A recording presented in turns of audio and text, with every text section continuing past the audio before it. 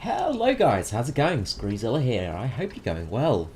So, a World of Tanks replay for today. Yeah, I play World of Tanks as well as War Thunder. Generally I play World of Tanks 1 or 2 games a day just to sort of cleanse the palate, just have a bit of fun, and usually for artillery. I love the artillery in the game. I'm a big artillery fan. I know I'm a weirdo, I love bombing and I love artillery. Anyway, a little bit on today's video. So, I am in the E25 Premium Tier 7 Tank Destroyer. This thing is an awesome tank. I love it to death. I was actually gifted it from a friend and never looked back on it. It's a really good way of earning a bit of free experience and a bit of money now and then. And, well, it's a bit of fun really. So the E25 was part of the E-Series program, supervised by the Waffenprojekt 6th Committee. The E25 was developed by the Argus company in Karlsruhe, Germany, under the supervision of Dr. Hermann Klein. No prototypes were actually manufactured. Now, the E-Series of tanks was basically a group of vehicles that were going to be used by the German military after sort of about 1945. It was their next stage of vehicles.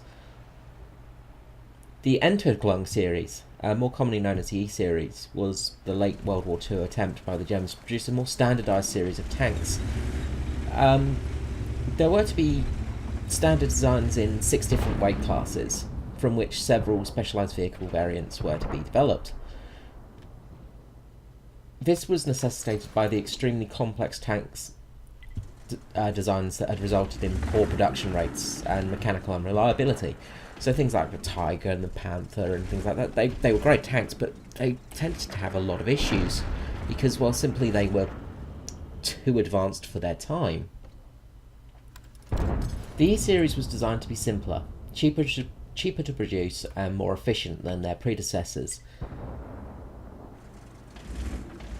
Their designs involved only modest improvements in armour and firepower, however, over the previous designs, but they were intended to replace tanks such as the Hetzer, the Panther, the Panther G, or the King Tiger. The E25 was planned as a tank destroyer and reconnaissance tank. Argus developed the vehicle, whose design was very similar to the design of the Hetzer. They had 5 prototypes, sort of built, semi-built, in Alket, and they were driven by a 12-cylinder Maybach engine, which had about 700 horsepower, able to reach 65 kilometers per hour, and it weighed about 26 tons, so hence being called E25, about that 25-ton mark. The vehicle had a 4-man crew and was armed with the 75mm, 7.5cm PaK L70 gun.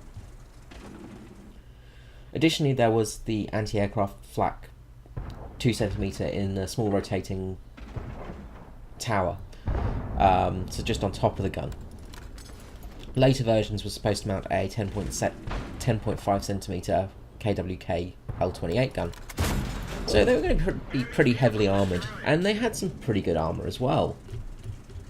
Now in World of Tanks, I almost made a mistake there. The affectionately called Cockroach.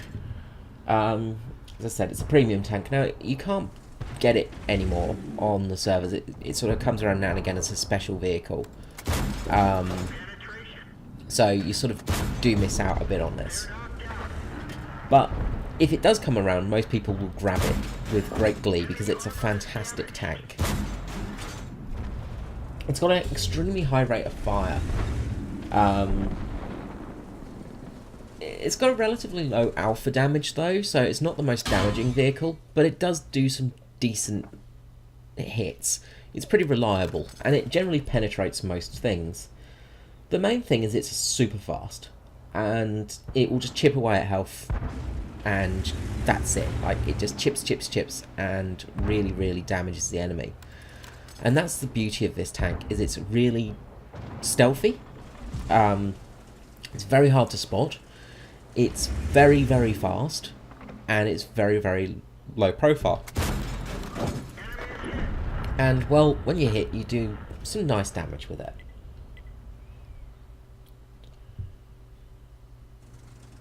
Now, generally with this tank, pros of it is, as I said before, the mobility, the low profile, the damage per minute, the shell velocity, highest camouflage rating in the game. It's also got preferential matchmaking as well, so you won't see... you won't be up-tiered, basically. You're always going to be top-tier, which they're trying to remove from World of Tanks, which is fair enough, because it's kind of a bit of a... it's a good system if you've got it, but they're trying to remove it from a lot of vehicles. And also the ammunition cost is very low for premium ammo, which is your gold ammo, which is very good because gold ammo can be very expensive. The cons, as I said, is bad alpha damage, sometimes poor penetration, but I don't tend to notice that much with this tank. It's pretty good at getting through most things. As long as you're shooting at the right spot, of course, or you know when to switch to premium. It doesn't have a huge amount of ammunition, but in all honesty, I've never run out of ammunition in this. It's not good on uneven ground, though. Big failing of this vehicle is it sucks on uneven ground. And also, it's very easy to ram it. You will kill it with ramming because it's a very light tank, so it will get its ass kicked. The best way to use this tank is sniping, because you have got that camouflage. It's also very accurate. The reticle bloom is very quick on this tank. Now, as you see, this game's not going well for us. We've got a couple of tank destroyers left. We've got one medium tank who is on extremely low health. They have a heavy, a medium, 2 tank destroyers, a light tank still, and 2 artillery. Now, we've got our artillery still, but we're really starting to struggle a bit. We've also got a light tank, I forgot to mention that one. But as you see here, we've got a heavy tank and a medium tank at the end of this ridge. The Skoda is on 2% health, not going to do much. T-37 just lost pretty much all its health, and we just lost that Stug. So we're now down to 2 tank destroyers. Now I'm trying to get in a spot here to basically punish any of those, but it's pretty hard because this tank hasn't got great gun depression, but it's very low profile. So we've got the Leo there, and we're trying to get the shot on him. There we go straight into his side. I've actually loaded up premium ammunition because of that heavy tank. There's that Leo gone. And we took a hit there, but we managed to bounce it, which is really good. And there's that KV-1S, who we don't penetrate, but then we do penetrate. So that flank is now clear. There's a artillery piece down there. We can see the 2 tank destroyers. 2 TDs are in the city at the moment. So I didn't actually notice the TDs were in the city, because I was just glancing at my map quickly and I must have missed them. I could see there's an artillery piece also in the city as well, but I know that there's a artillery piece over here as well. Now, this is probably one of my best games, in all honesty. I'm not the greatest at World of Tanks. I'm better at playing artillery than I am anything else. That's our Skoda gone. So we're even on points, even on tanks, and I find this artillery here and doesn't even try to shotgun me, and that's that artillery piece down. So now we're actually in the lead. Big old artillery shell just lands behind me. So I'm trying to find out where that artillery is, because I'm not too sure where it is at this stage of the game. A few of the teammates calling out there to check around the corners here, so I'm just going around. I'm also checking to make sure I don't get ganked by the tank destroyer, because I don't know how much health he's got. So I'm really being a bit cautious here, but there's nobody around here, so that's good news. Now we've got our tank destroyer up still, and we've got our artillery pieces, so there's nobody around here. So hopefully I'm wanting my team to move in to sort of cap, basically. So the GW Panther, yeah, the Panther artillery is coming in to basically help me in the cap points area. So I'm going to keep a watch on this side of the map, because that's where I feel they're going to come from. And luckily they've left this nice little group of boxes here, so I can hide behind that and hopefully get some cover if they do try and sneak up on me. So the IKV-90 is going to go into the town now and check it out. I'm hoping that most of these guys are going to come rushing towards the cap circle and try and save it, because if they don't, the game is going to be lost for them. Now I could have gone hunting, because there's only 2 of them left and there's 4 of us, but without knowing where everybody is, it can be a bit tricky. And also I didn't want to risk getting caught out by the tank destroyer and the artillery, because one good artillery hit on this vehicle could absolutely ruin my day. So the IKVs found the artillery, but not the tank destroyer, and bang, Panther just blew up behind me. Crap. Okay, so I'm expecting the tank destroyer to be behind me now. So I'm moving around, thinking he's probably coming from behind me, but of course he's not, because that gorilla is in the spot to protect me. Spot him, fluff my first shot. He's on low health though. Front of my tank facing him, and that is game. Not completely though, because that artillery can still do some serious damage. As you see, I didn't get a full hit there. I was very lucky to survive that, because that could have been the end of the game for me. So we only have a gorilla left and myself, but there's only 1 artillery left on the enemy team, and at this stage you could either go hunting the arty piece, because we know it's probably over in D0, but it could start moving. The game's starting to, well, run out of time as well. We've only got 2 minutes left, so if I go out of this cap circle and leave it, we're gonna, we'll only have a minute to find the artillery piece, and with this tank speed it's probable that I would have found it, but I didn't want to risk it, so I was just being a bit cautious here. And well, sometimes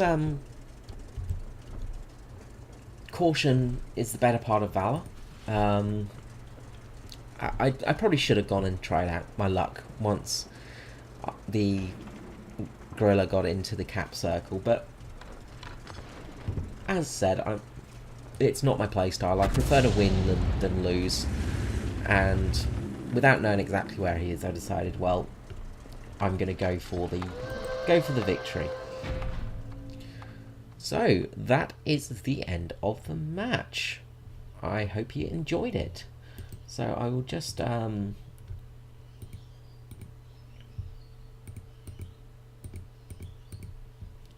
see if we can get this working now.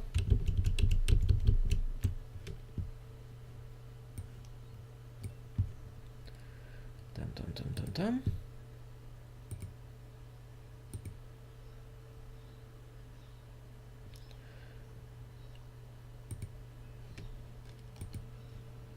So we'll just add some, I'll see if this works in post. Hopefully it will. So hopefully what we'll be seeing here is the scores. So as you see, I managed to take out 7 tanks on the enemy team and damage 2 of them. which pretty good. I actually thought I'd killed that Chaffee, but obviously I must have not. So it was almost 8 kills. But good news anyway. I also got the Top Gun medal, the Invader for capturing the base, Fire for Effect, Bruiser, and second in class for gunnery. So as you see here for team score, top of the team for experience gained. Damage, the IKV 90 got the top for damage, but definitely the top for the